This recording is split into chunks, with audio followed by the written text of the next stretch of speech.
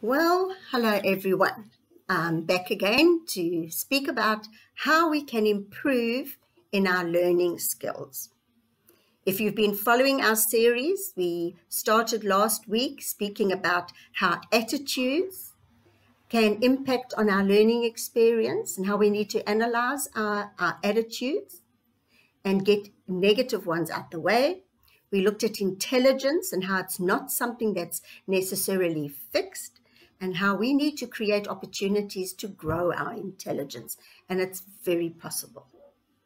Then we learned about the brain and how amazing our brain is, and that our difficulty with memory has nothing to do with the capacity of our brain, but it's how we store information. And remember how we discussed how the brain is made up of all these neurons, something like 86 billion neurons, which are tiny little nerve cells, and that how they all pass information onto each other like the superhighway in our brain. And when information is new to us, we need to form those connections. Remember, we spoke about how walking through the bush for the first time can be hard work when you've got to beat your way through dense foliage and heavy trees and shrubs and rocks. But the more you go over that same way, it eventually becomes a footpath and it's easy to pass through. Now, don't forget, and it will tie in later, just as hard as it is to beat your way through a dense forest to establish a footpath, that's what it's going to feel like when we first have to learn specific information. Okay, so don't forget that particular part. Right, so what I'm going to talk to you today about is something we call distributed practice. Okay, don't worry about the difficulty you might have with that term, but it's distributed. It means not at the same time, it's different times. Distributed practice, it means you're going to do something over and over and over again.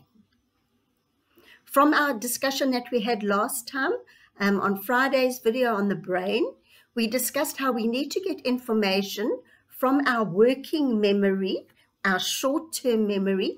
We need to get it into long-term memory, which means getting it into basically into the hippocampus, tiny structure in the brain that's involved in memory. So one of the ways that we get it through from our working memory into our hippocampus, into long-term memory, is distributed practice. Okay. The point is with distributed practice, it all starts with understanding the information. One cannot learn, now listen to this carefully because it's so important. You cannot learn and remember something you do not understand. So we can't learn like parrots. You can't cram information into your brain at the last minute because there is no structure in the brain. The brain's not built for that. So what we need to do is we need to establish like a filing cabinet on a particular subject.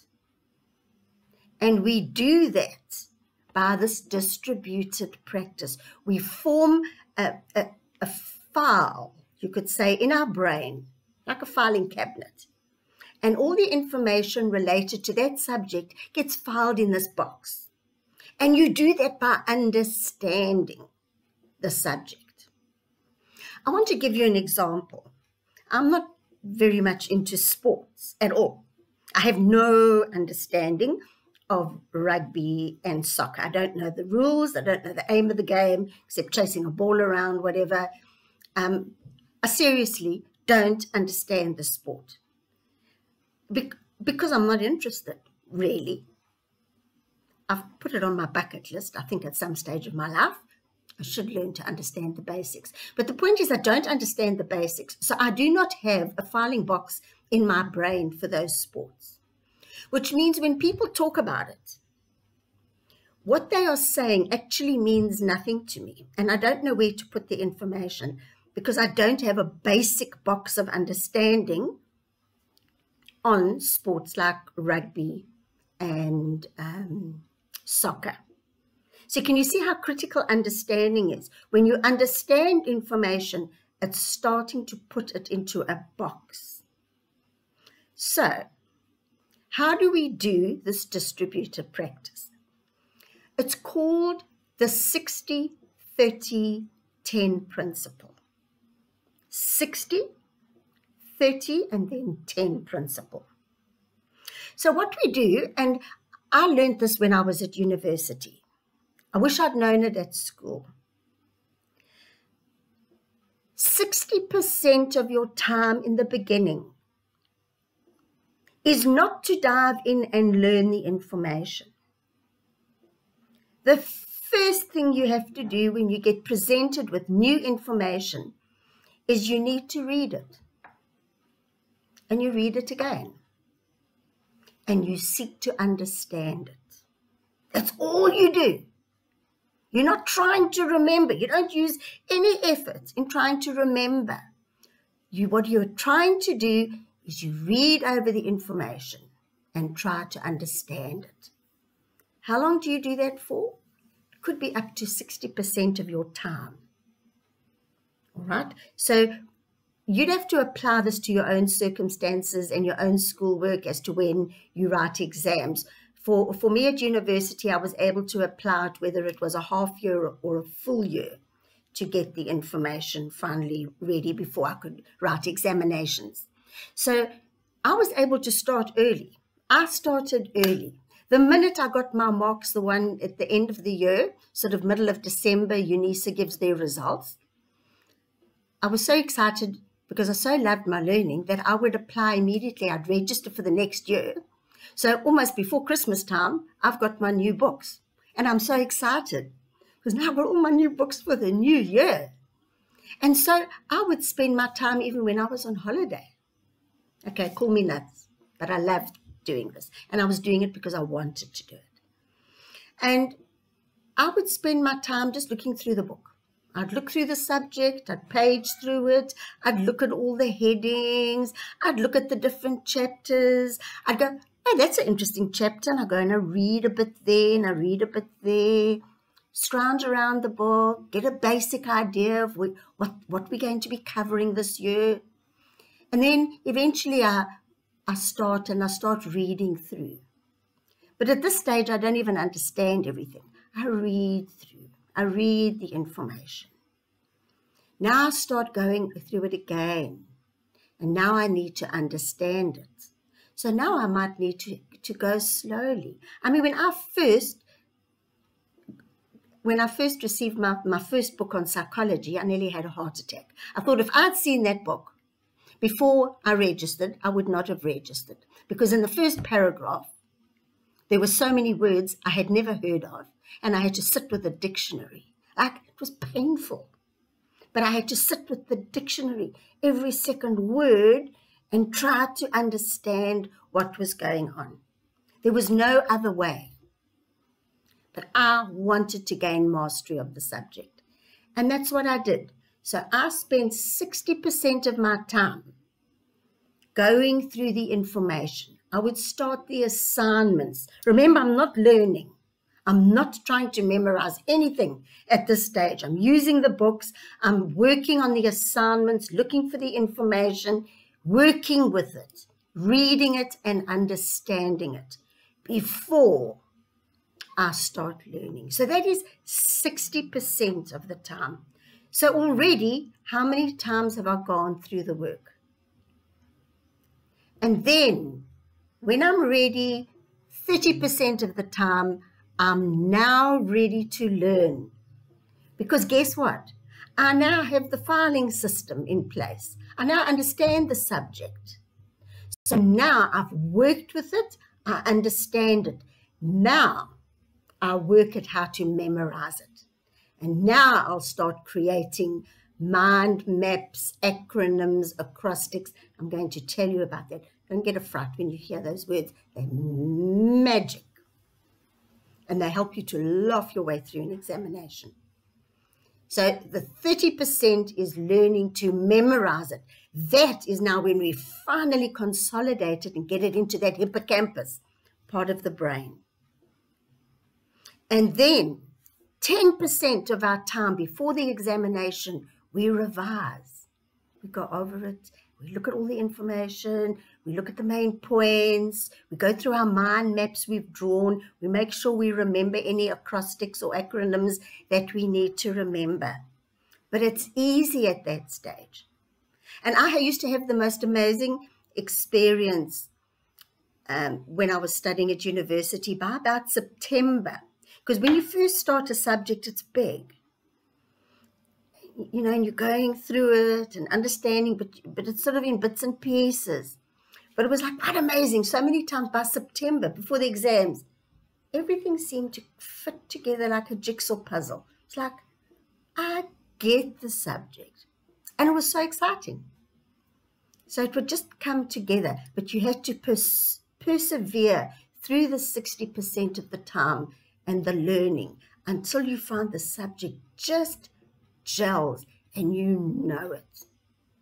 And you know what confidence you then have to enter into the examination room. So this is the 60-30-10 principle. I want to tell you, like I said, it's like beating your way through a dense jungle.